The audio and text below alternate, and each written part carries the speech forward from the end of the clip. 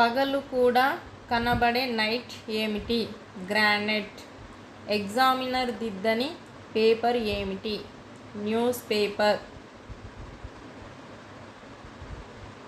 అందరూ భయపడే బడి ఏమిటి? చేతబడి.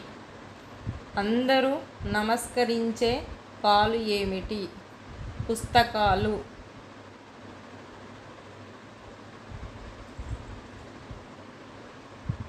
వీసా అడగని దేశం ఏమిటి? సందేశం.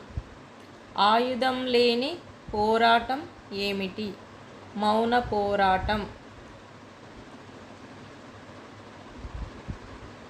గుడ్డు పెట్టని కోడి ఏమిటి? పకోడీ. కనిపించని వనం ఏమిటి? పవనం.